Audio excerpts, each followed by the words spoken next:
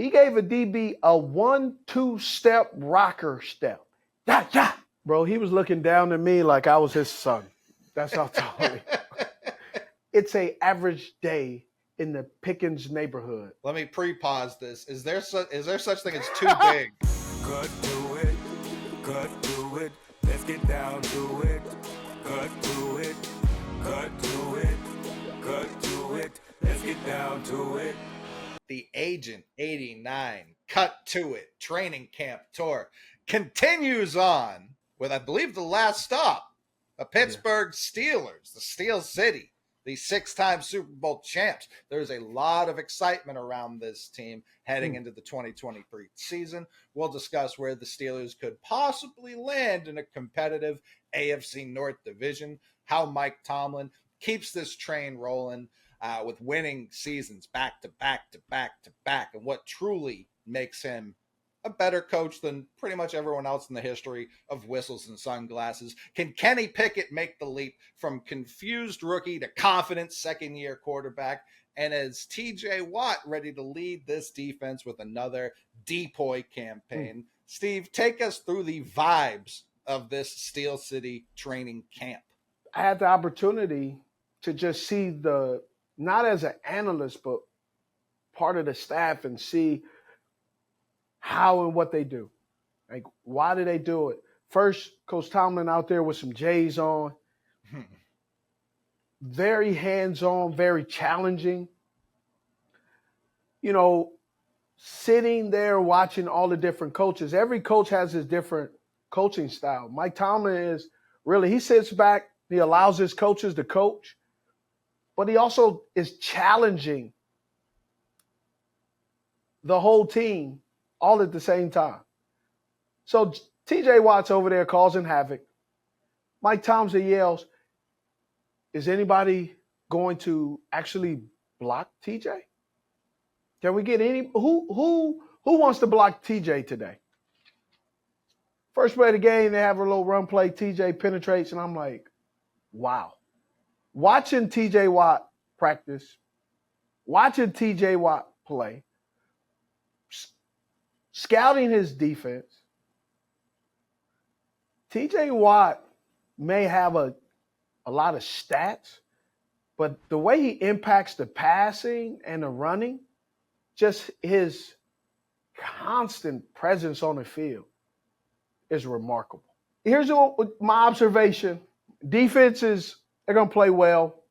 Patrick Peterson got him playing nickel. He's not playing primarily outside.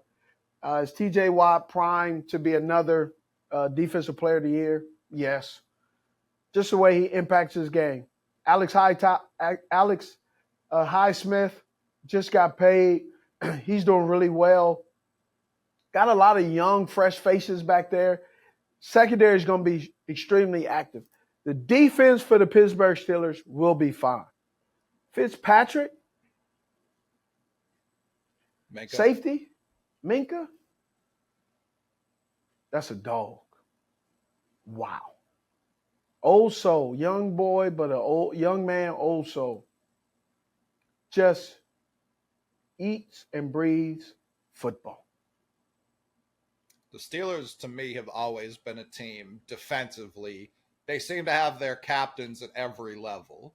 My whole life, that's been the Palomalu was back there, Ike Taylor, the corners, Javon James, Kirkland. Just everybody, every level they've always, and it's Minka, it's TJ. Right now, that's their defense. Defense is going to be fine. They got depth at the defensive line. Marcus Golston, who was he balled when he was with the Giants. Did really well in Arizona. Now he's there as a backup behind TJ. So they had depth. Here's the question mark. Question mark for the Pittsburgh Steelers is, led under Matt Canada, how is the offense going to look in the pass game? But have they solidified a little bit of stability in that offensive line? Because we know this is the black and blue division. I have to put Pittsburgh Steelers, until their offensive line can show us that they've improved, I put them in the middle of the pack. I don't believe they're going to have a losing season. I'm not sure can this offense go toe-to-toe with Lamar Jackson, with Deshaun Watson, and they look good too, right? This last preseason game. Elijah Moore, they were foreshadowing. Elijah Moore is going to line up all over the field. If you are questioning or thinking about where should I get Elijah Moore on my fantasy team? Yes. He's going to give you stats as a running back. They're going to give him sweeps, hand the ball off. He's going to line up. They line up in the backfield. He's a guy that's going to impact. They're going to use his speed. With all that being said, I think the division will line up. It's either going to be out of Cincinnati and Baltimore, Cleveland, and then I think the Pittsburgh Steelers are going to be kind of floating in between because it depends on this offense. Does Kenny Pickett take a step forward? The offensive line. That's the biggest thing. They're going to run the ball. All of the guys that they have behind Najee Harris, Anthony McFarland Jr., if he could stay healthy, they got some jitterbugs, man. They got some guys that can scoop, running downhill. Najee Harris still, sometimes he kind of plays that slow pacing, almost a little bit like Le'Veon Bell. Sometimes doesn't put his foot in the ground and goes downhill. But these other guys they got backing up, these guys put their foot in the ground and go. Now, how much of Najee's running style is predicated on that offensive line? Because they kind of built this team backwards. They're addressing the line now. They got the running back, then they got the quarterback. They've always been getting receivers throughout. They got Freiermuth a couple of years ago, but it wasn't until this draft they traded up to get Broderick Jones to be that, hopefully, franchise left tackle. You never know how a guy's going to play once the lights come on. Right. He could be excellent, or he could just kind of be middle road, or they just throw so much at him that he has a few games where they wish he was a little bit far ahead than he's performing. Yeah, I mean, I think of Andrew Thomas, the Giants left tackle. Not a great rookie season after a top 5 pick. Not a great rookie season. People were worried about him. This offseason just becomes, I believe, the highest paid tackle ever. But it was a journey. It wasn't immediate. It was every season he got a little bit better until last year he looked like one of the best in the league. So, yeah, you could take a tackle top 4th or 14th overall, but is he going to be that guy year one, or is this next year this offense looks a little bit better because he's gotten better? Yeah, it's coaching and schemes. Yes. Right? You get a guy where all of a sudden he was in a pass happy team, right? Orlando Brown didn't look great. Orlando Brown was pretty dope. He's doing a really good job. Orlando Brown Jr. Mm-hmm. Thought he did well when he was with Baltimore. I think he did well. His first year with Kansas City didn't look great in the regular season. Goes out there and doesn't give anything up in the Super Bowl. Was a cornerstone in the Super Bowl. Was kind of up and down during the regular season, and then now he's blocking for Joe Burrow. The thing, though, that I really was – there's 2 things in the past game that I walked away impressed. Their draft pick, tight end, Darnell Washington. What is he listed at, 6'6"? I think he's at – let me get up the official. I think he's 6'7". What is he, he's like 6'2"? Look, they got him at 6'7", 265. Bro, he was looking down at me like I was his son. That's how tall he was. And I was looking up at him like he was Uncle D, Uncle Darnell. Is there pretty good pick? Pretty good pick. Let me pre-pause this. Is there such thing as too big? Too big in the NFL. That's what I'm at. I pre-paused it. I was ahead of that one. The way he plays, though, I think he's going to shock some people. He's not super duper fast, but he's crafty. Yeah. I like the pick. I go backwards, and I was sitting at I was holding the first down marker, and I was going in my mind. I'm watching when they do one-on-ones. He just kind of like, he's not slow, but you know how you see a guy where, especially in basketball, he just crosses you over, and he just so consistently not fast but quick, and so he's just like, bro, how is he doing it? So Pittsburgh Steelers, and I go back and I'm like, all right, you go back into Pittsburgh Steelers, I think he gives them, Pittsburgh Steelers, Darnell Washington gives them that old reliable tight end that you've known the Pittsburgh Steelers to always have, right? So you got Todd Heath. No, not Todd Heath. Todd Heath was with the Ravens. Baltimore. Heath Miller. Heath Miller, yes. Heath Miller. Crafty, playmaker. Then you got the outlaw, which I love. Jesse James. Mm-hmm. They try to get Eric Ebron to do that, but that's where you got a guy where circumstances make him valuable, and he's never became that player that everybody thought he would be, that you saw him with the Detroit Lions. He had a little bit of success with the Indianapolis Colts, but Ebron, when he got to the Steelers, didn't work out for him. Yeah. Okay. Heath Miller, Jesse James. I think Darnell Washington is that next tight end that you'll see have a pretty good career and play 8 to 10 years. Not blow your socks off, but he just chips away. He's the just hitting you in the same spot a million times, and his impact will be deeply, deeply rooted. Could he That's have what like I see. a Mercedes Lewis type career where he's just, it's like, this is 20 years in. How are you still here? I don't know if he wants to develop his pass blocking. Sure. Because Mercedes Lewis, when he was with Jags, you knew him for a big target. Right. But what Mercedes Lewis has done is he's become a better blocking tight end than some of the tackles in the NFL. Well, I remember that's how Algie Crumpler stayed in the league too. He went from Vic's like second, like if Finneran wasn't open, or if Price or someone wasn't open, he's going to Algie, to becoming, like you said, a Patriots right tackle essentially.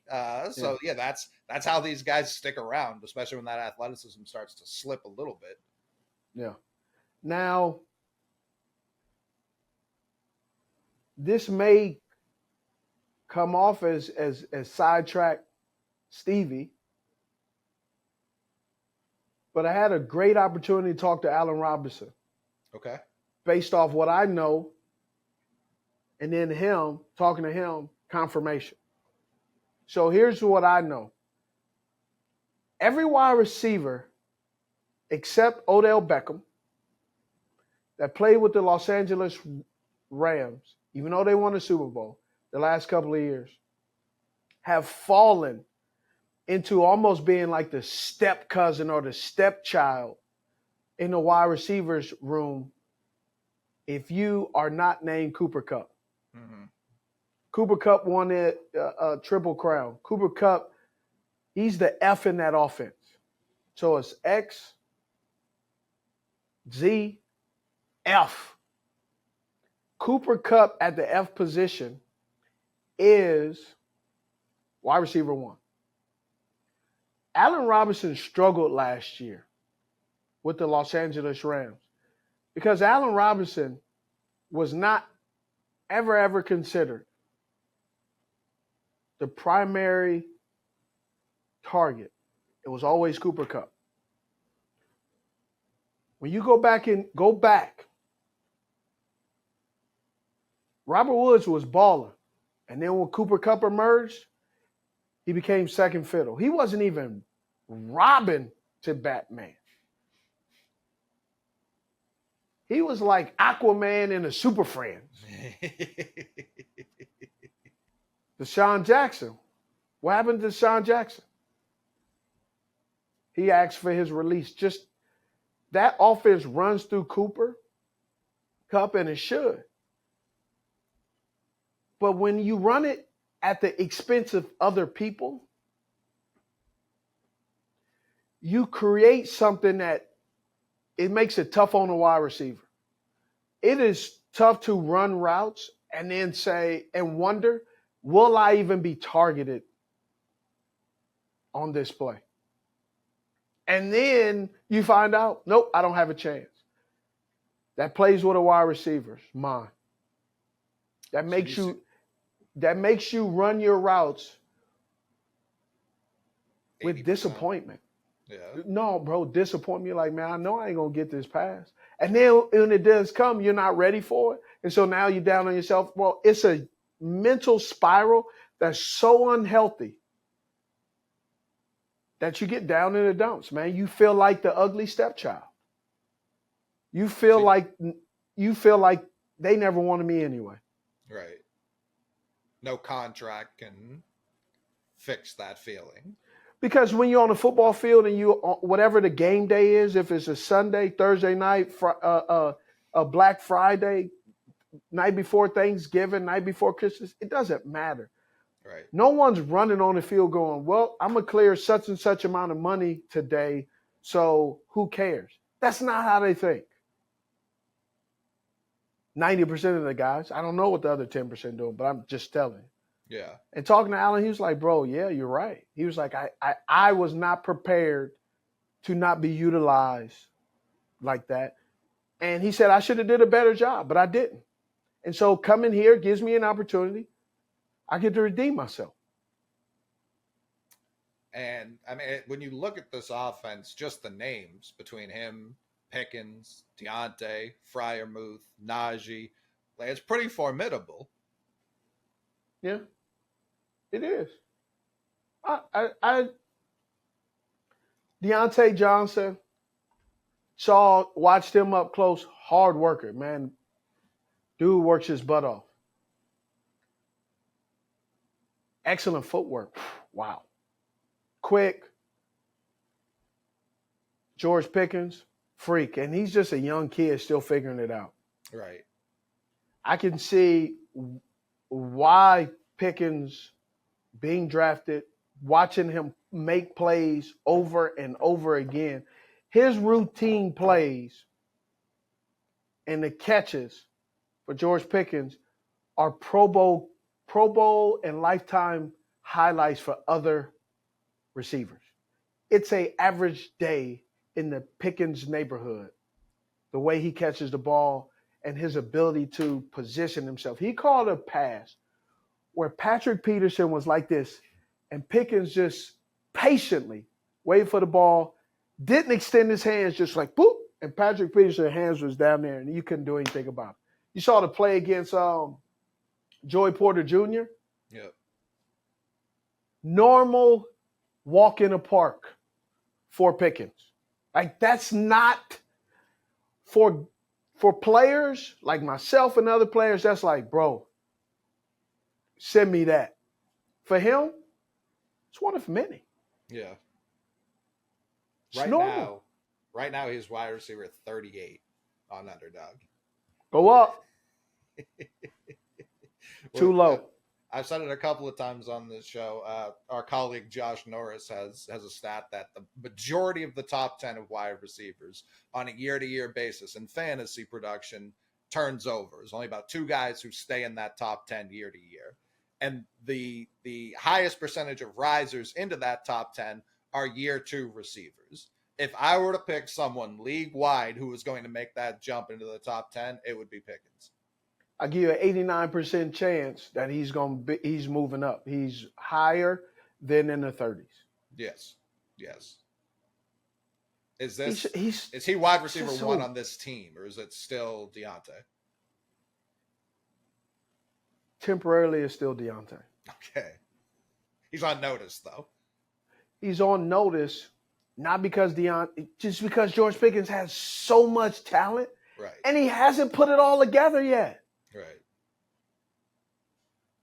He was another guy, missed basically his entire last year in Georgia recovering from an injury, came back just for the playoffs, and contributed from a same year injury. So he's a different type of human being.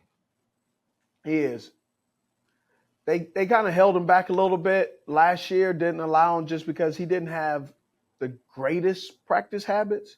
He's improving, getting better. He didn't have the greatest practice habits for an NFL football player.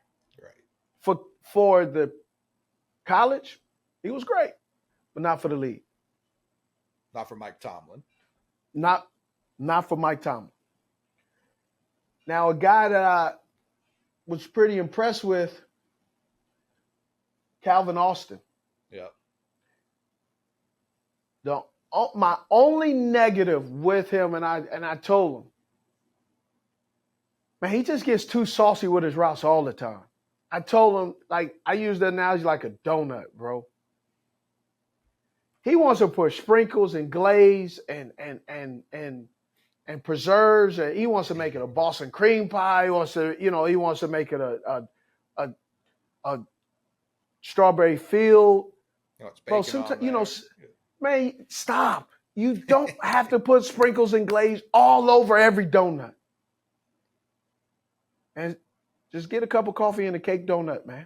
Sometimes just run the route. He ran a route. He shook the DB. He gave a DB a 1-2 step rocker step. Yeah. Okay? Yeah. When he hit the yeah, the corner was still over here. Right. He went boom, boom. He was going left. The corner was still on the right. And so he shook him. Then he ran his route, gave him another. He put so much sauce on the route that he let the corner get juked back into good coverage, right, because he gave him too much. Right. I said, bro, way too much, dog. And he runs every route 100 miles per hour. He's always in a hurry. He has to slow down, take a little sauce off of it. Because sometimes when you run it too fast, you don't know what's going on behind you. Mm-hmm. You don't know if think about it. We talked about the Denver Broncos. We talked about the San Francisco 49ers. Talked about the Carolina Panthers, Houston Texans. What do all these quarterbacks have? Pressure. So if you running 100 miles an hour and your quarterback has a 7-step drop and then gets pressure and has to step up in the pocket, and you do all of that, man, you make it tougher on your quarterback. And so, because now the quarterback has to rush his progression. And so that just sends a whole bunch of different things, and it messes up the conveyor belt. It messes up the sequence of the offense, because it's catching it, going through its progressions. If you rush your route and you're the second or third progression and you run it like you're the first progression, you've now canceled yourself out because of what you've done. Is it? Because I know a lot of point guards in basketball, they get to the league and they find it very difficult to slow down, like you're saying. Is that one of the harder things to learn, especially if that's what got you to the league in the first place? It is. It does. I mean, we all learn it. And then there's enthusiasm to prove, to show that I belong. Right. So I think he's going to figure it out, but it's going to take some time. And it's going to take some time at the expense of himself, right? It's a good problem to have. Yeah, Yeah, one less move, just one less. Yes. He's already on the ground. You don't just keep running. Yes. Now, you've talked about corners a little bit. Has the novelty at camp worn off that Joey Porter Jr. is playing for the franchise of Joey Porter Sr.? No, the novelty hasn't worn off. I do not believe you're going to see Joey Porter Jr. have a dominant season. Okay. I think he's going to make some rookie mistakes. I don't think he'll be as fluid as he was at Penn State. I think it's going to be a roller coaster. He doesn't have top end speed. He's very handsy. He's physical. And I think some people are going to utilize his physicality against him and get him to overrun some routes. So I believe he's going to be more susceptible to double moves. Okay. I think overall, he'll work out and be fine. I think earlier on, it's going to be a little rough. And you view that as a year one problem, not a long-term problem. Not even maybe all of year one. No, I don't think all of year one, but he's going to make some mistakes that, fans' natural reaction is, he can't play, get him out of here. You're going to have to live with his mistakes. He's going to have to learn as he plays. Now he has a savvy vet that he's listening to.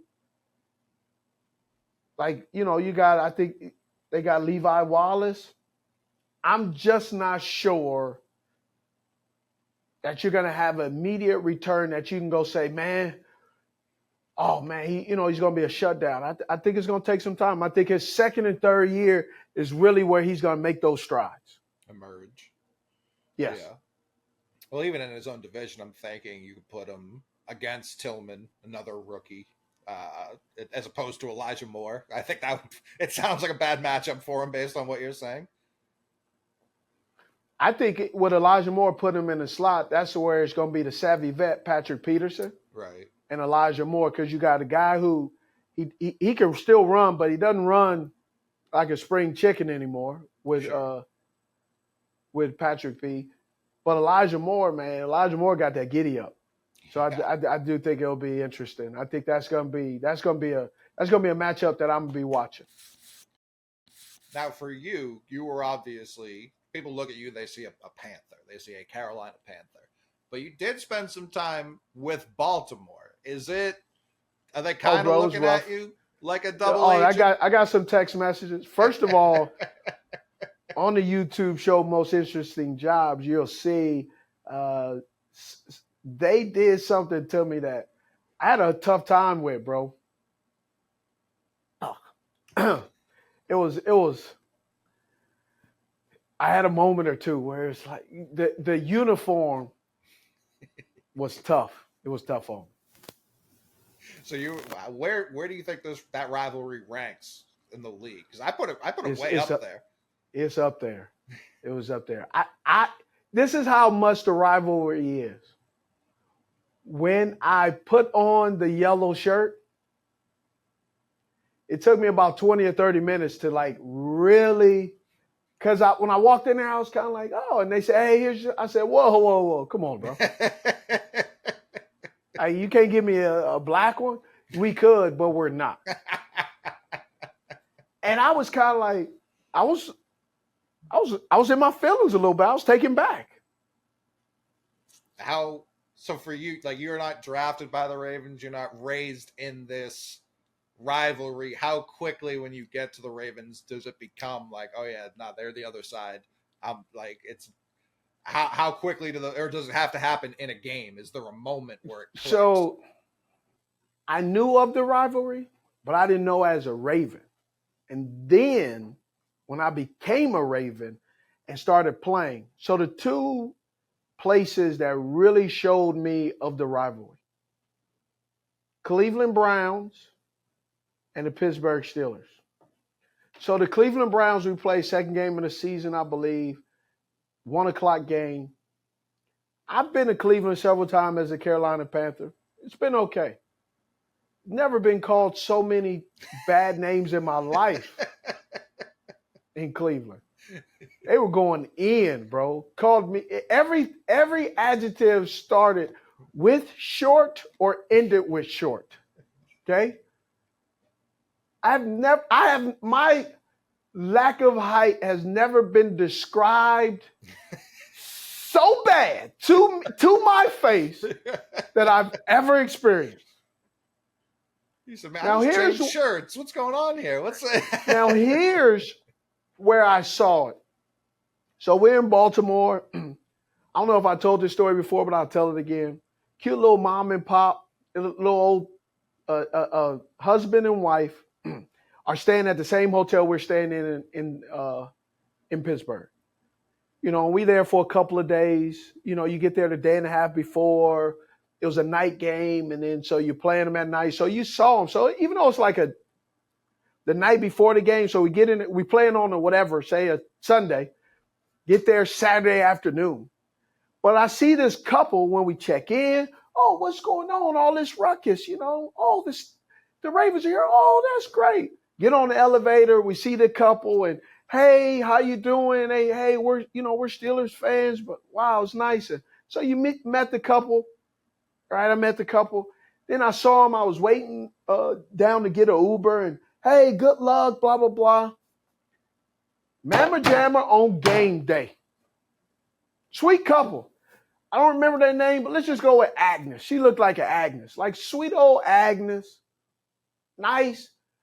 Hope everything works out well. You know, I'm a Steelers fan, but, you know, I don't wish any ill will, but, you know, just hope you're a little bit slower this week against my Steelers. Like, she was just kind of like getting us. It was bait and switch. Game day, get on the bus. I'm on the first bus, go. Same couple, Agnes. Same couple. Getting in the bus, going over. Agnes knows we're on that bus. It says Baltimore Ravens, bus 1. You know what Agnes does when we're leaving with the police escort, and she's in the front of the hotel? You know what she does? Double bird. She flips us the bird, bro. Agnes hold them old, sweet grandma. She flipped us the bird, and she had a look that was really disturbing. I was like, dang, Agnes didn't flip the script on us. Game day. Straight game day.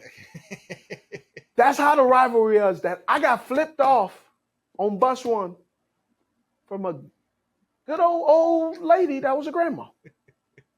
Who was very pleasant up until that point. Oh, very pleasant. I hope you slow down. Oh, you're a feisty one. She hit me with that. That's how the rivalry is. And people that live in Pittsburgh, it's like, yeah, that's how it's supposed to be. But I haven't been around that rivalry. When you're in the NFC, you don't really pay too close of attention to AFC because you don't have to deal with that team unless they're on your schedule, or you have to play them playoff game or as potential as a playoff scenario plays itself out. But because you only play teams every 4 or 5 years, right, you don't watch it constantly. You concern yourself with the NFC where you can play them anytime, every time, anywhere, everywhere. Very different. Very different. So when you're walking around town now, like you were just there for a couple of days, everything is it calmer now that you're out of the league? Well, we were in Latrobe. They're in Latrobe. They practice at St. Vincent. Great facilities. St. Vincent College does a great job. It was just different, man. Here's what I say. I had the opportunity to, being a Baltimore Raven was great. Love it. Going to the Ravens to the Steelers practice and seeing their fans, it's pretty cool. Yeah. I love the fact that I got the opportunity to be a part of it and then going there as a Steeler, and people are like, why is Steve's he's a Raven. Like there was a few, it was pretty funny. It was pretty funny. This is why we as fans show up every year. Yeah. Steelers fans who remember every catch you've had against them. They'll never forget it. Yeah. It was pretty dope. I had a good time. It was good. So I think the Steelers will be fine.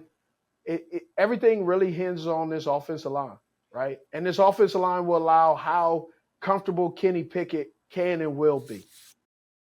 What is it? Because I agree that like their absolute baseline is I know 500 is not a record anymore, but 500. What is it with Tomlin that separates him from other coaches? Like what is it? What is his consistency that other people don't bring to the table? Well, one, obviously, he's never had a losing season. He's just had, he had the Super Bowl win in the second season, and he set the benchmark so high, and he's at a storied franchise. They've never really gotten back and had both sides of the football the way they had it that second season. Right? They had really good players on both sides. They're everything about the Pittsburgh Steelers starts with their defense, and their offense has yet to catch up. I think Underdog has Kenny Pickett at 24. Yeah. I think that's pretty accurate when you look at all the other guys ahead of him. Yeah, I mean, I feel like his ceiling could be higher than that, obviously. Yeah. Could be in the teens, mid-teens, but it's a prove it. Right. It's a prove. We gotta prove it, and part of the proving it isn't necessarily on him. No, not at all. Like we said, this offensive line. If the offensive line's better than we project, like I said earlier, he's got all the weapons in the world. He does. Yeah, he does. And Najee's coming in at running back 13. I think that's a little low, but not terribly low. I think that's pretty well for the outcome with Najee last year, and based off the offensive line. Right. Right. The offensive line doesn't improve dramatically. That impacts where he is, how he getting hit after you getting hit 3 or 4 yards in the backfield. He can't make a miracle run off everything. Right. That's an unrealistic expectation. The reason I think it's a little low is when you look around the league, there are so many backfields where it's like, is this guy really going to get that many carries? Is he going to be coming off the field a lot? I know rain, sleet, sunshine, the Pittsburgh Steelers will be handing Najee Harris the ball. And for me, that baseline comfort level is good enough for me to take him a little bit higher than 13th. See, but I don't, because they open up against the San Francisco 49ers. You would imagine Nick Bosa's back. Nick Bosa has that same effect with the 49ers the same way that TJ has with the Steelers. Yeah. They play the Cleveland Browns. Jim Schwartz is not going to allow Najee Harris to get active. He's going to have a game plan for him. The Raiders D-line got a little bit better. Then you follow up with the Houston Texans. They're known for their D-line. And then the Baltimore Ravens. That's the first 5 games. All these teams, the strength of their teams, defense. Listen, right? I didn't say he was going to go for 200 every game. They're going to give him the ball. I know, but giving him the ball in negative plays, yeah, that's where it's going to be up and down. Now you getting off the bye after week 6, and you got the Rams. That's still out there, but Jaguars aren't easy. Titans, their secondary isn't great, but their D-line's pretty good. I would say I would expect him to play well against the Packers. Then you come back to the Cleveland Browns, and then the Cincinnati Bengals, Arizona Cardinals, and then you got Matt Judon with the New England Patriots. Colts are going to be better, Bengals. Then they end with the Seahawks. Seahawks are going to have improved dramatically. And then you got the Baltimore Ravens. And that game can be a really good game. So that's why I say 13. I think 13 is good based off this. Their schedule is a monster. It's tough, and I think the toughest part is if they're entering December as a playoff team, to have to play 3 of your last 4 on the road and your one home game be the Bengals. I don't care what the Colts project to be. You still have to go on the road for 3 of your last 4. That's tough. And one of them, Seattle. You have to go at Seattle to at Baltimore for your last 2. That's brutal. That's brutal, man. And look, the Seattle game is a 4:05 game, which that means that's 7. And then you come back the following Sunday and play at 1 o'clock. It's 1. It's 1 out on the West Coast. What'd you say? It's one. Yeah. You added the 3 the wrong way. Yeah. Yeah, my bad. No, it's okay. Yeah, so it's back-to-back ones. But it's still East Coast to West Coast back to East Coast. It does, man. Fun. East Coast to West Coast to East Coast, West Coast, whichever.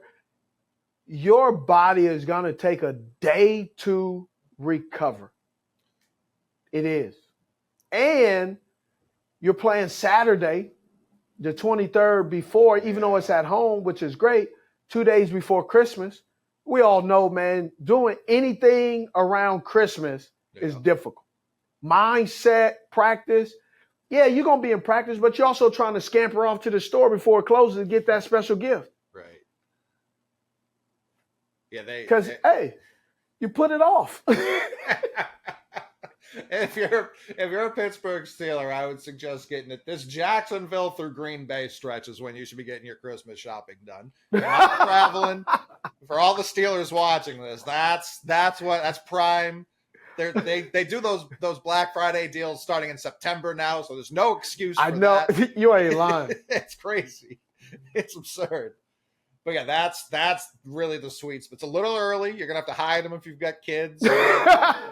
Just put them in your locker. You'll be fine. Right. Yeah, keep it at the facility. She'll never find the Christmas gift in your football locker. I guarantee you. Oh, but it's going to be tough. They're interviewing you after the game. You get all these Barbie dolls up there. It's like, that's peculiar. Why are those there?